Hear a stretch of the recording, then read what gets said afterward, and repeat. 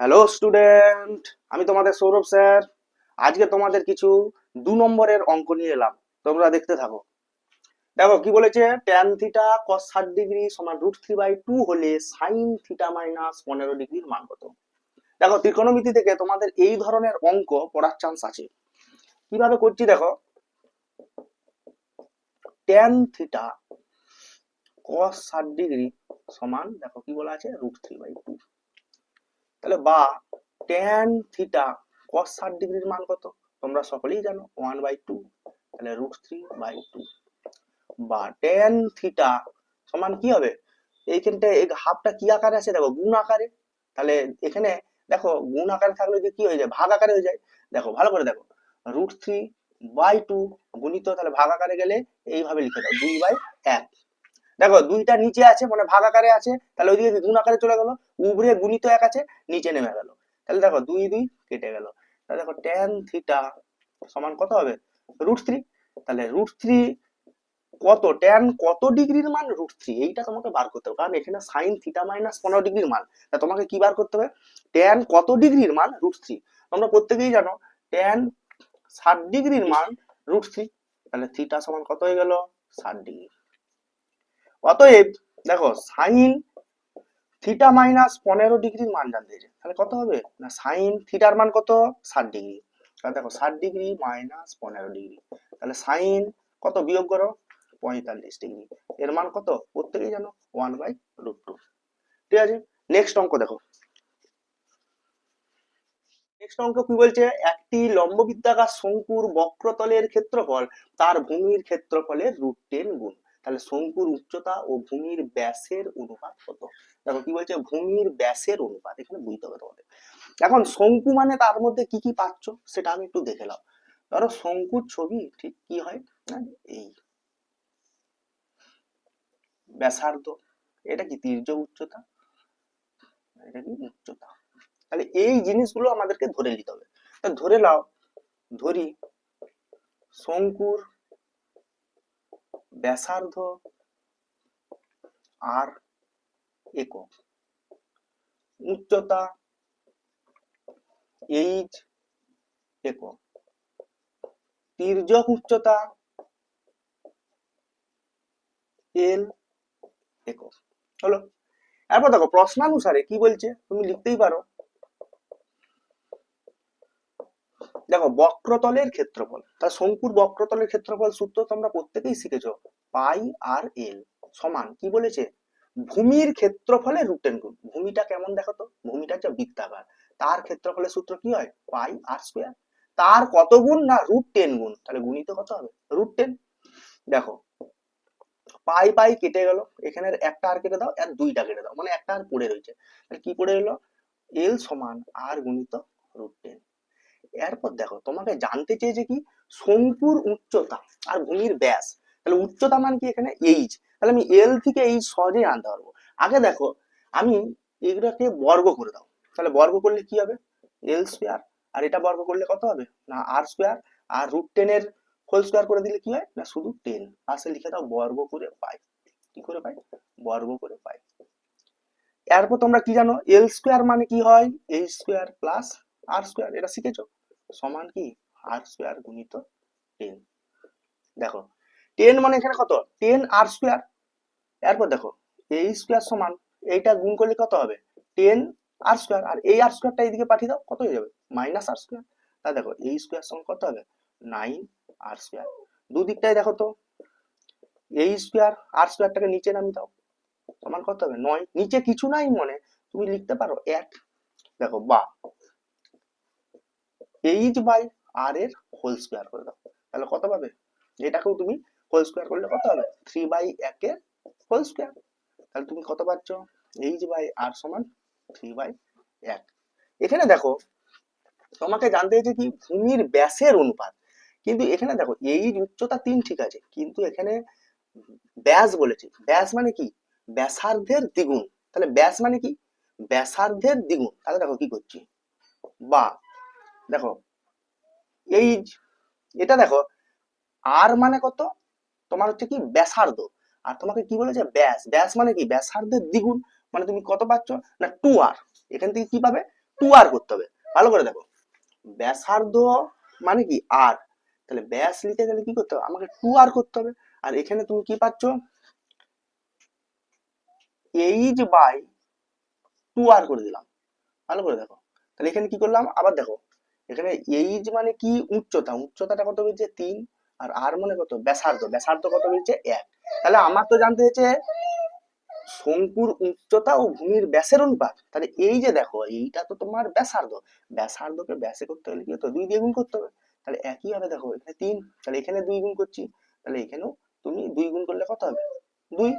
তাহলে কত পাচ্ছ h/2r সমান কত পাবে 3/2। ভালো করে দেখো, এখানে কি করলাম আবার বলি, এই আর এর সাথেও এখানে 2 গুণ করে দিলাম, আর এখানেও তোমার একের সাথে 2 গুণ করে দিলাম। তাহলে কত হবে 2 1 কে 2, আমি করতেই পারি। তাহলে h/2r সমান 3/2। তোমরা বার্ষিক সরল সুদের হার কত হলে 5 বছরের সুদ আসলের 1/4 অংশ হবে। দেখো স্টুডেন্ট, কি বলেছে, আসলের 1/4 অংশ হবে। আবার বুঝো, 5 বছরের সুদ আসলের 1/4। এখন আসল কত সেটা তো আমরা জানি না, সেটা আমাকে ধরে নিতে হবে। যে ধরি আসল x টাকা, ধরি আসল x টাকা, তাহলে সুদ কত হবে, দেখো কি বলেছে, আসলের 1/4 মানে কত পাচ্ছ x/4 টাকা। এরপর দেখো তোমাকে কি জানতে হচ্ছে, বার্ষিক সরল সুদের হার। তাহলে ধরে নাও যে ধরি বার্ষিক সুদের হার, বার্ষিক সুদের হার r%। এবার তোমরা কি সূত্র জানো, i সমান p/100। i এর মান কত x/4, p এর মান কত x, আর জানতে চেয়েছে t কত 5 বছরের, 5/100। এরপর দেখো x x কেটে গেল, তাহলে দেখো এখানে নিচে কাটাকাটি করতে পারো, 4 25 100।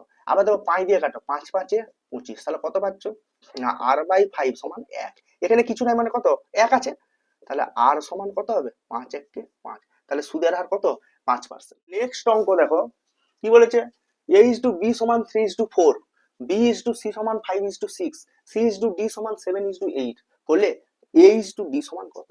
তাহলে দেখো তোমাকে কি জানতে হয়েছে, a আর d, তাহলে এখানে রয়েছে কি b আর c ও আছে, তা তোমাকে কোনোভাবে কি করতে হবে b আর c টাকে কাটাতে হবে। কিভাবে কাটাচ্ছি দেখো, আমি দেখো লিখছি a/b গুণিত b/c গুণিত c/d আমার কত হবে 3/4 গুণিত 5/6 গুণিত 7/8।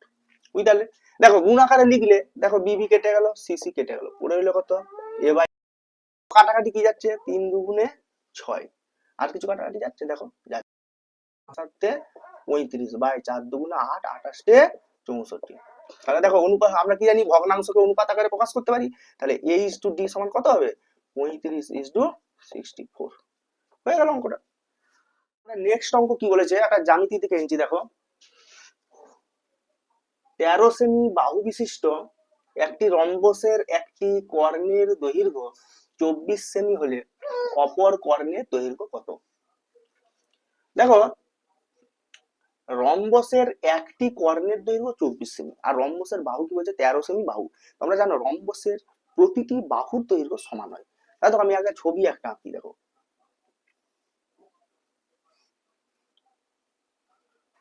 তবে এটা একটা রম্বস, তুমি নাম দাও এ বি সি ডি। দুটো কর্ণ দেখো, এই একটি কর্ণ, এই একটা কর্ণ। 13 সেমি মানে কি, এটাও 13 এটাও 13 এটাও 13। এটা ধরো এখানে ছেদ করছে ও বিন্দুতে। দেখো একটি কর্ণের দৈর্ঘ্য 24, ধরে নাও বিডি 24, এটা গোটাটা কত 24, তাহলে নিশ্চয়ই এইটা 12 এটা 12 হবে। আর একটা মাথায় রাখো, রম্বসের কর্ণদ্বয় পরস্পরকে কি করে সমকোণে সমদ্বিখণ্ডিত করে, মানে কি এই যে জায়গাটা, এই জায়গাটা কত ডিগ্রি 90 ডিগ্রি। কত ডিগ্রি বললাম 90 ডিগ্রি। দেখো আমি লিখতে পারি যে বিডি সমান 24 সেমি, তাহলে অতএব বিও সমান ওডি সমান কত হবে 24/2 মানে 12 সেমি লিখতে পারি। এরপর দেখো আমাকে কি জানতে চেয়েছে, অপর কর্ণের দৈর্ঘ্য মানে এসি জানতে চেয়েছে। দেখো এ থেকে সি এইটির মান বার করবো, তাহলে আমি যদি ওসি বার করে দিতে পারি তাহলে আমি এসি পেয়ে যাব। আর ত্রিভুজটা কি ত্রিভুজ? সমকোণী ত্রিভুজ। কেন বলতো? না, আমরা কি জানি রম্বসের দুটো যে কর্ণ পরস্পরকে 90 ডিগ্রি কোণে সমদ্বিখণ্ডিত করে। তাহলে একটা কোণ যদি 90 ডিগ্রি হয়ে যায় তখন ত্রিভুজটাকে কি বলা হবে? সমকোণী ত্রিভুজ। দেখো বিওসি সমকোণী ত্রিভুজ থেকে পাই, সমকোণী ত্রিভুজ থেকে পাই কি পাবো? দেখো অতিভুজের স্কয়ার, ভালো করে দেখো, যে কোণটা 90 ডিগ্রি তার যে বিপরীত বাহু এটাকে কি বলা হয়? অতিভুজ। আর বাকিগুলো কি? লম্ব আর ভূমি। তাহলে দেখো কি করছি, দেখো B O square plus O C square সমান বিসি স্কয়ার। আমি বার করবো কি? ওসির মানটা। তাহলে ওসি স্কয়ার সমান কি হবে? B C square minus B O square. দেখো মানটা বসিয়ে দাও, বিসির মান কত? 13, আর বিওর মান কত? দেখো 12। আর দেখো ওসি স্কয়ার সমান কত হবে? 13 13 গুণ করে 169, 12 12 144। বিয়োগ করো, 4 করলে 9 5, 4 করে 6 2 25। তাহলে তুমি ওসি সমান কত হবে? 5 হবে। ওসি স্কয়ার মানে কি? বর্গ। বর্গ যখন তুলে দিবে সমানের ওই পাশে কি হয়? বর্গমূল হয়। ভালো করে দেখো, এই যে 25, 25 এর বর্গমূল কত হবে? 5। ওসি সমান 5। আর তোমার কি জানতে চাইছো? অপর কর্ণ মানে এসি। তাহলে অতএব এখান থেকে কি পাবে? এসি সমান কত হবে? এর দ্বিগুণ হবে, 5 গুণিত 2 মানে কত হলো? 10। তাহলে লিখে দিবে যে অতএব অপর কর্ণের দৈর্ঘ্য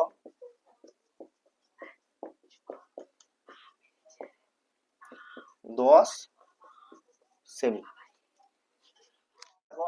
একটি ঘনকের সমগ্র তলের ক্ষেত্রফল 216 বর্গ সেমি। ঘনকটির আয়তন কত?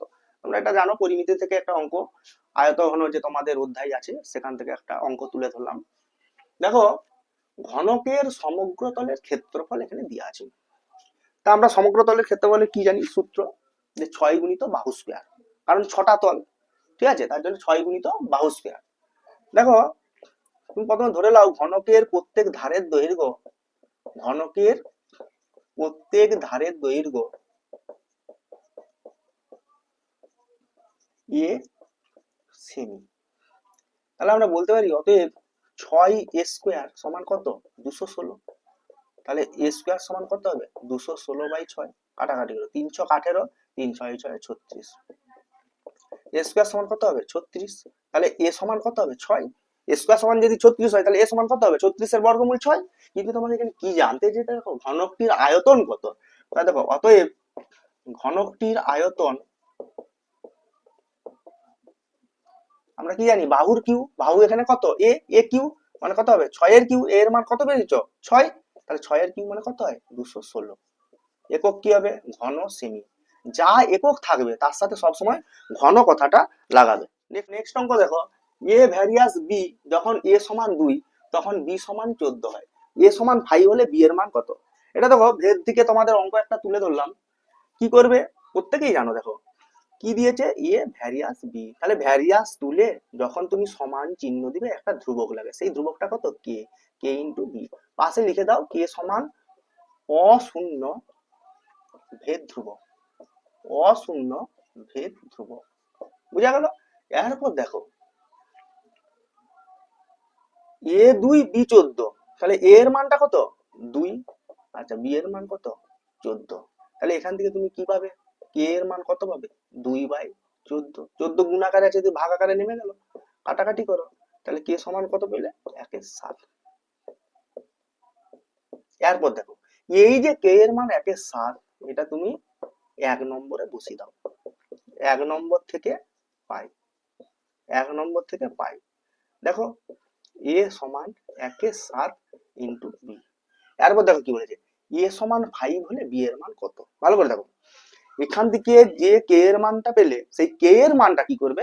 1 নম্বর সমীকরণে বসিয়ে দাও। তাহলে সেখান থেকে দেখো কি পাচ্ছি? এ সমান 1/7 ইন্টু বি, এবং এ এর মান কত বলছে? 5। তাহলে এই যে এখানে বসিয়ে দাও, এর জায়গায় 5 সমান 1/7 ইন্টু বি। তাহলে বি এর মান কত হবে? এখানে দেখো 7 5 এর সাথে গুণ হয়ে যাবে, 5 7 35। তাহলে বি সমান কত জানতে চাইছে? না, বি সমান কত হয়ে গেল? 35। দেখো নেক্সট অঙ্ক কি দেখো, 3x minus 2y is to x plus 3y সমান 5 is to 6 হলে x is to y কত? দেখো অনুপাতের অঙ্ক, তোমরা সহজেই পারবে প্রত্যেকেই, তবুও দেখো। দেখো অনুপাতকে আমরা কি আকারে লিখি? ভগ্নাংশ আকারে লিখি। দেখো x plus 3y লিখতেই পারি, একইভাবে এখানেও লিখে দাও 5/6। এরপর কি দেখো কোনাকুনি এরকম গুণ করে দাও। দেখো 6 3 কত হয়? 18x মাইনাস 6 দুগুণে 12y সমান দেখো 5 আর x এ গুণ করলে কত হবে 5x প্লাস 5 আর 3 গুণ করলে কত হবে 15y। একদিকে x নিয়ে চলে যাও, একদিকে y নিয়ে চলে যাও। দেখো 18x 5x টাকা নিয়ে এলে কত হবে 5x, 15y আছে 12y টাকা ওইদিকে নিয়ে চলে যাও, প্লাস হয়ে গেল, কারণ এখানে মাইনাস আছে ওইদিকে গেল কি হলো প্লাস হয়ে গেল। বিয়োগ করো 13x আর এটা 5 এর 2 7, 1 1 2 27y।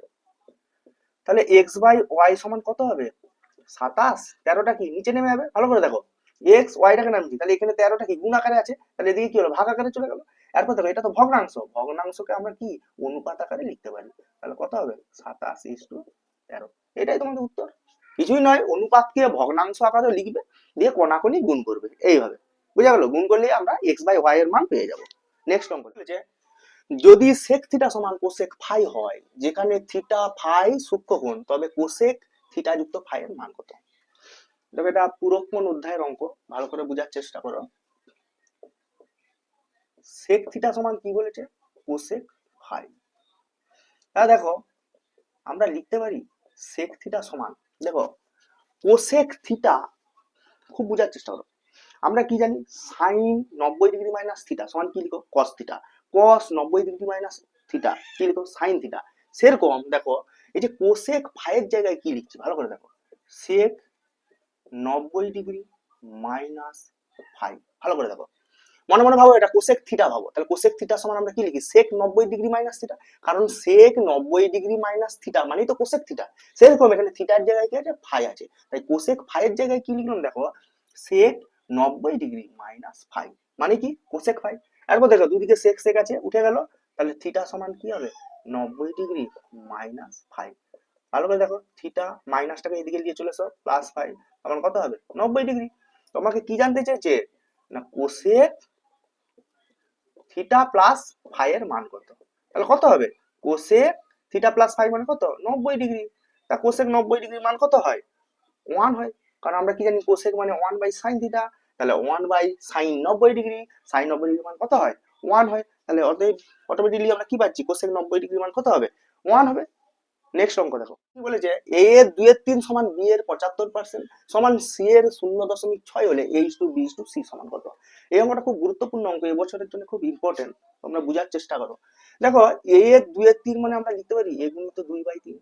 দেখো b এর 75 মানে কি b গুণিত পার্সেন্ট বলে আছে, তাহলে পার্সেন্ট তুলে দিলে কি করবি 100 দিয়ে ভাগ।